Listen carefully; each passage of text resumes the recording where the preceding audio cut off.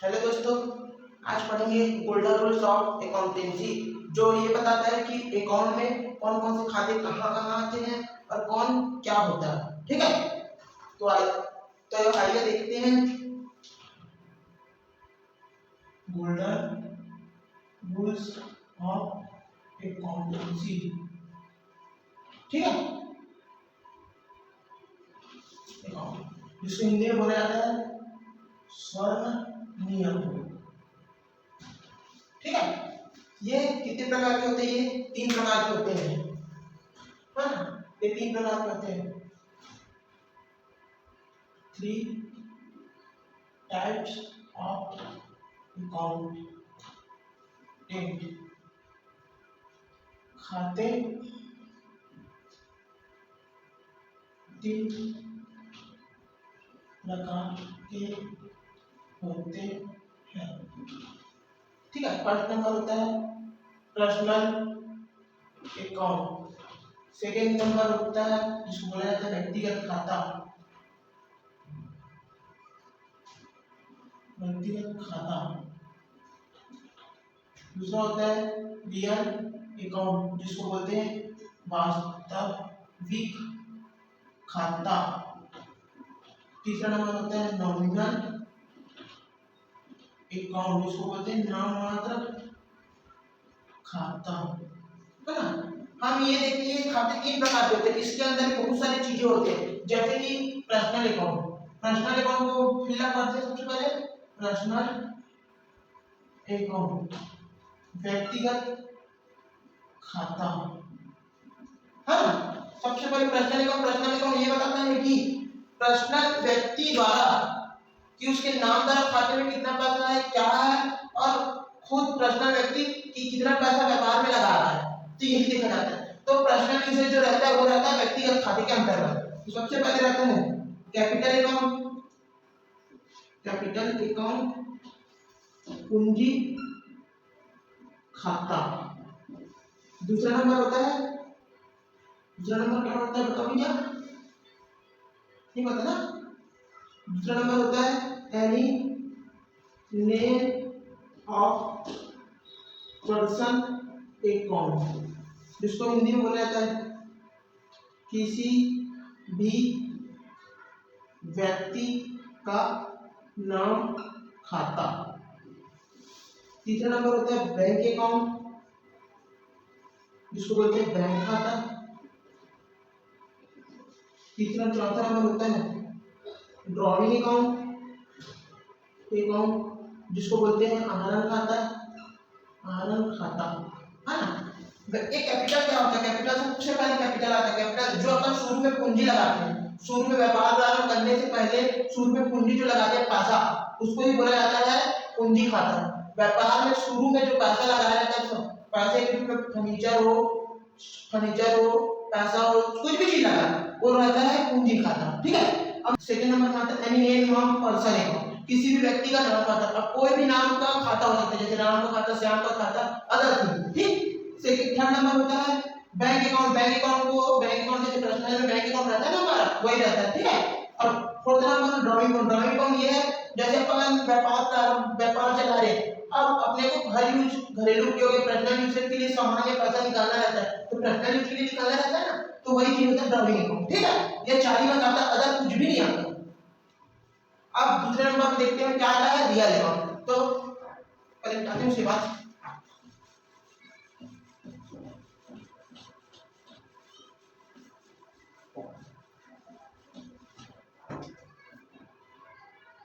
Real account वास्तविक खाता, है ना? वास्तविक खाता या वस्तुगत खाता। ठीक, तो इसके अंदर क्या आता है? सबसे पहले आता है परचेज अकाउंट, जिसको बोलते हैं क्रय खाता। सेकेंड नंबर में आता है सेल अकाउंट, जिसको बोलते हैं विक्रय खाता। थर्ड नंबर में आता है परचेज रिटर्न अकाउंट, जिसको बोलते हैं क्रय वापसी खाता। चौथा नंबर में होता है सेल रिटर्न अकाउंट, जिसको बोलते हैं विक्रय वापसी खाता। ठीक है, सबसे पहला होता है परचेज क्रय खाता। जैसे कि अपन कोई सामान खरीदते हैं तो उसी को बोलते हैं परचेज अकाउंट। अब सबसे पहले रियल अकाउंट क्या होता है? वस्तुगत ये होता है व्यापार में संपत्ति आ रही है कि जा रही है, इसके बारे में ब्यौरा रहता है रियल अकाउंट के थ्रू। जैसे कि परचेज कर रहे सामान का परचेज होगा ना, अदर पूछा तो परचेज होगा नहीं। तो क्रय खाता जैसे अपन को सामान खरीदे वो है जाता है। सेल अपन दुकानदारी में बैठे हैं तो कोई भी बस कस्टमर को अपन बेचे सामान बेचे तो होता है विक्रय खाता। अब परचेज रिटर्न अकाउंट जैसे कि अपन खरीदे हुए सामान हमको अच्छे नहीं लगे या खराबी आ जाने के कारण अपन दुकानदार को वापस करते हैं, उसी को बोलते हैं क्रय वापसी खाता। अब सेल रिटर्न अकाउंट अपन किसी कस्टमर को एक ग्राहक को अपन बेचे हैं, अब ग्राहक को पसंद नहीं आता तो ग्राहक जब हमको वापस करे तो उसको बोलते हैं विक्रय वापसी खाता। ठीक है, रियल अकाउंट दो तरह के होते हैं, है ना? रियल अकाउंट दो तरह के होते हैं। फर्स्ट नंबर टेंजेबल एसेट, दूसरा नंबर होता है इनटेंजिबल एसेट। ठीक है, जिसको बोलते हैं मूर्त संपत्ति, इसको बोलते हैं अमूर्त या अदृश्य संपत्ति। ठीक है, अब इसके अंदर क्या क्या आता है? जैसे कि बिल्डिंग अकाउंट, जिसको बोलते हैं भवन खाता। ठीक है, कैश अकाउंट रोकड़ खाता। थर्ड नंबर होता है स्टॉक अकाउंट, जिसको बोलते हैं रहतिया या स्कंद खाता। और फोर्थ नंबर होता है गुड्स अकाउंट माल खाता। ठीक है, फोर्थ नंबर और थर्ड नंबर होता है मशीन खाता। अदर एसेट्स, है ना? अदर एसेट्स मतलब कोई भी संपत्ति। ठीक, तो इसके अंदर क्या क्या आता है? फर्स्ट नंबर होता है गुडविल मतलब ख्याति खाता। दूसरा नंबर में होता है पेटेंट अकाउंट एकस्व खाता। थर्ड नंबर में होता है ट्रेडमार्क अकाउंट, जिसको बोलते हैं ट्रेड मार्क खाता।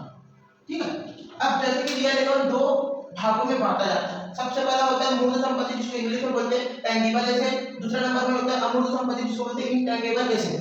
तो टेंजिबल एसेट में क्या क्या आता है? Building, cash, stock, goods, machine, other asset. अब एक व्यापार करेंगे तो खाली मशीन की थोड़ी रखेंगे, बाकी बिल्डिंग भवन भी रहता है ना, तो ये सब चीज आता है। ठीक है, अब क्या होता है अमूर्त संपत्ति में? क्या क्या आता है? Goodwill, patent, trademark. गुडविल क्या होता है? जैसे कि आसपास में प्रसिद्ध दुकान, जैसे कि अपन आसपास का लेकर जाते हो गुप्ता दुकान। ठीक है, बोलबेटा गुप्ता दुकान बहुत ज्यादा फेमस है तो उसका नाम चल रहा है, तो नामी प्रसिद्धि को भी बोला जाता है, उसका नाम भी क्या है? जैसे कि कहीं आसपास में गया है तो कहीं गुप्ता दुकान से जाना जाता है कि ये दुकान उनका नाम चल रहा है, नाम बिक रहा है। बाकी अदर उसका वहां जाने के बाद पता चलता है कि वहां क्या क्या बिक रहा है, नाम से जाना जाता है कि जड़ी बूटी का सामान बिक रहा है।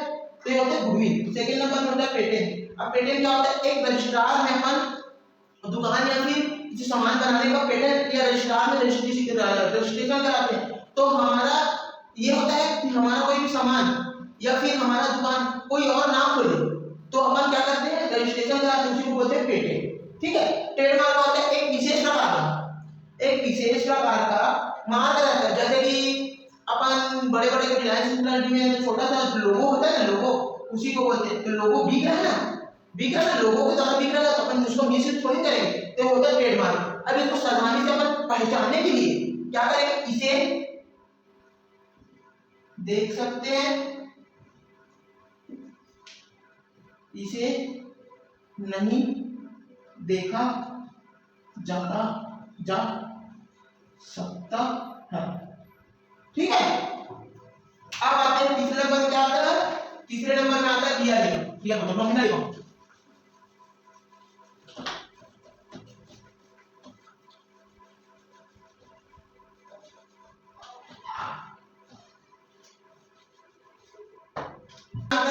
नॉमिनल अकाउंट,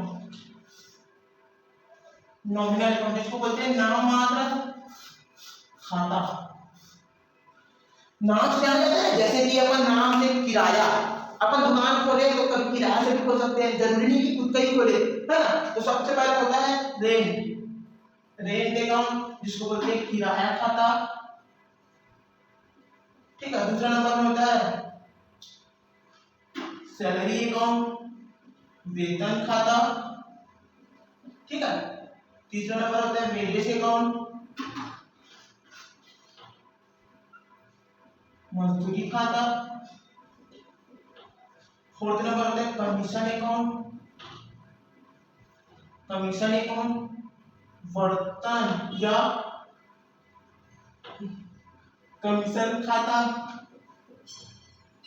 है ना। इंटरेस्ट अकाउंट, इंटरेस्ट अकाउंट में क्या होता है ब्याज खाता, ब्याज खाता। कैरियज अकाउंट, भाड़ा खाता। इलेक्ट्रिक एक्सपेंसेस अकाउंट, विद्युत व्यय खाता। आयकर खाता, income tax account, sale tax account, विक्रय कर खाता,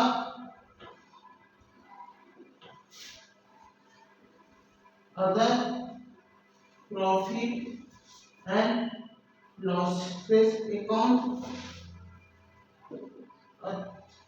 लॉसेस अकाउंट, ठीक है। सबसे पहले नॉमिनल अकाउंट में क्या क्या आता है, जैसे कि अपन किराया दिए या वेतन मिला या दिए, है ना। तो ये नाम से ही जाना जाता है, तो वेतन account, salary account, wages account, commission account, interest account. इन ब्याज कब मिलता है कब नहीं देना पड़ता है ना। पैसा लेंगे तो देना पड़ेगा, पैसा देंगे तो लेना पड़ेगा ब्याज, है ना। कैरियर भाड़ा, सामान खरीदते हैं बेचते हैं तो कैरियर भाड़ा लगता है ना, लाने ले जाने के लिए, ये होता है भाड़ा। इलेक्ट्रिक एक्सपेंसेस, जैसे अपन दुकान खोले तो उसमें इलेक्ट्रिक लगेगा तो उसके एक्सपेंसेस आएगा। अपन आय के सामान अपन क्या बोलते हैं इनकम टैक्स पटाते हैं, उसका सेल टैक्स जितना अपन सेल करते हैं उसके में टैक्स पड़ता है, उसमें other profit and loss account, ठीक है।